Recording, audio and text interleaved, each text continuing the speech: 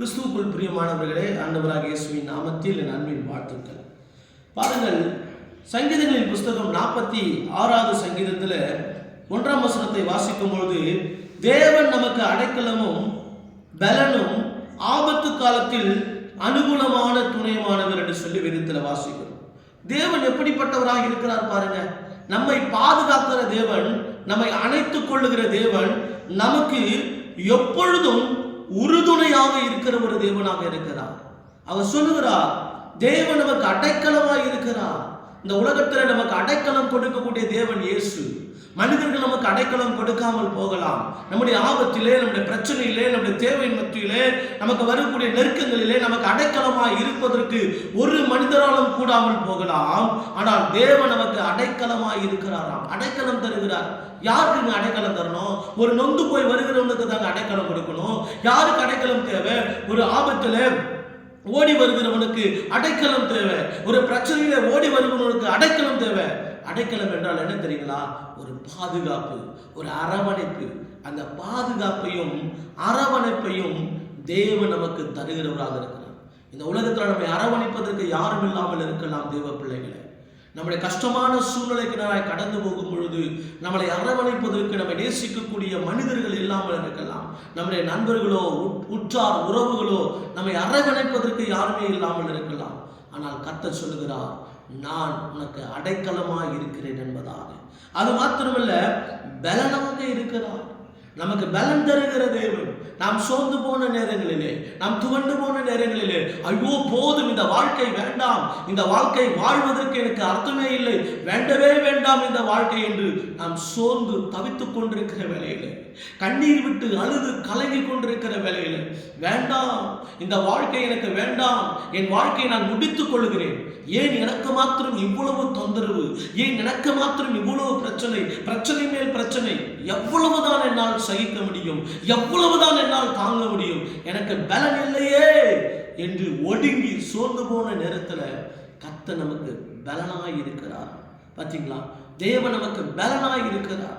அது மாத்திரமல்ல, ஆபத்து காலத்தில் அனுகூலமான துணையுமானவர். ஆபத்தான நேரங்கள் எத்தனையோ நமக்கு வருகிறது. வியாதி என்கிற ஆபத்து வருகிறது, விபத்து என்கிற ஆபத்து வருகிறது, கடன் பிரச்சனைகள் என்கிற ஆபத்து வருகிறது, பொல்லாத மனிதர்களால் வரக்கூடிய ஆபத்துகள், பிசாசினால் வரக்கூடிய ஆபத்துகள், உலகத்தில் உள்ள துன்மார்க்கர்களால் வரக்கூடிய ஆபத்துகள். ஐயோ, என்னுடைய ஆபத்துகளை சொல்ல முடியாதது. கர்த்தர் நமக்கு ஆபத்து காலத்திலே அனுகூலமான துணையுமானவராக இருக்கிறார். நமக்கு ஆபத்து காலத்துல நம்மளை தேற்றத்துக்கு ஒருத்தர் இருக்கிறாருங்க. அவருக்கு பெயர் என்ன தெரியுமா? தெற்றரவாளன். தெற்றரவாளன், தெற்றரவாளனாகிய பரிசுத்த ஆவியானவர் நம்மோடு கூட இருக்கிறார். இந்த ஆபத்தான நேரத்துல கவலைப்படாதப்பா, நான் அப்பா உன் கூட இருக்கிறப்பா, நீ கவலைப்படாத, நீ தைரியமா இரு, எல்லாம் நல்லதுன்னு நடக்கும்பா, எல்லாம் நல்லபடியா நடக்கும், எல்லாம் நல்லபடியா முடியும், நான் உன் கூட இருக்கிறப்பா, நீ தைரியமா இருன்னு சொல்லி நம்மளை தைரியப்படுத்துகிற தேவனாக இருக்கிறார். கர்த்தருடைய பிள்ளைகளை, நீங்க எதை குறிச்சும் கவலைப்படாதீங்க.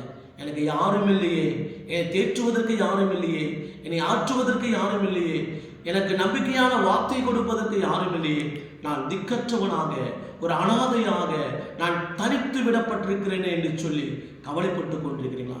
நீங்கள் தனித்து விடப்படவில்லை. சேனைகளின் கர்த்தர் உங்களோடு கூட இருக்கிறார். யாக்கோபின் தேவன் உங்களுக்கு அடைக்கலமாய் இருக்கிறார். அந்த தேவன் உங்களுக்கு பலனாய் இருக்கிறார்.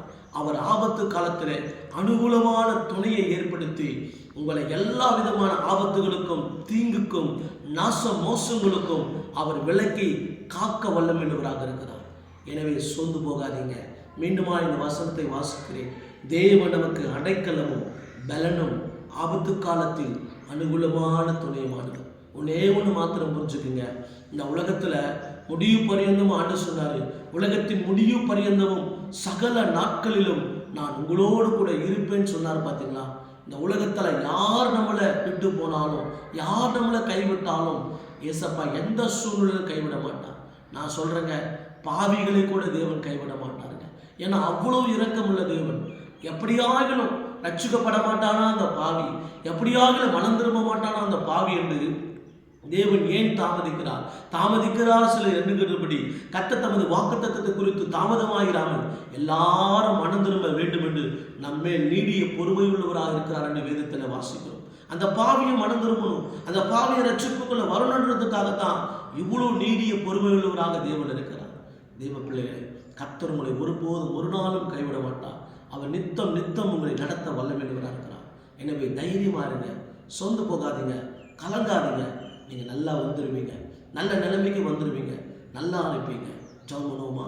அன்பின் ஆண்டவரே, இந்த அருமையான வேலைக்காய் நன்றியோடு கூட துதிக்கிறோம். அநேக ஆபத்தான சூழ்நிலை, அநேக பிரச்சனையான சூழ்நிலை இருக்கக்கூடிய ஒவ்வொருவருக்காக நாங்கள் ஜெபிக்கிறோம். கர்த்தாவே ஆண்டவரே, இந்த நாளிலே ஒவ்வொருடைய துக்கமும் சந்தோஷமாய் மாறுவதாக, ஒவ்வொருடைய வேதனைகள் மறைவதாக, ஒவ்வொருடைய கண்ணீரும் துடைக்கப்படுவதாக. இயேசுவே ஆண்டவரே, அப்பா, சங்கீதம் 46:1 சொல்லப்பட்டிருக்கிற வார்த்தைகள் ஒவ்வொருடைய வாழ்க்கையில நிறைவேறட்டும் என்று சொல்லி ஜெபிக்கிறேன் ஐயா. கண்ணீரோடு ஜெபிக்கிற ஆண்டவரே, இந்த பிரச்சனை என்னை விட்டு போக மாட்டேதே, நான் எப்படி மீண்டு வர போறேன் தெரியலையே, நான் மரித்து போய்விடுவனான்னு எனக்கு தெரியலையே, ஐயோ அழுது கொண்டிருக்கிறேன் சகோதரனுக்காக, என் சகோதரிக்காக நான் பாரத்தோடு கூட சொல்லிக்கிறேன். எனக்கு யாரை விடுதலையாக்க முடியும்? என்னை யார் காப்பாற்ற முடியும்? என்னை யார் தப்புவிக்க முடியும்? என் கண்ணீரை துடைப்பதற்கு யார் இருக்கிறா? என்னை ஆற்றுவதற்கு யாரும் இல்லையே, என்னை தேற்றுவதற்கு யாரும் இல்லையே, நான் தனித்தவனும் திக்கற்றவனுமாய் அழுது கொண்டிருக்கிறேனே என்று சொல்லி கலகி கொண்டிருக்கிறேன்.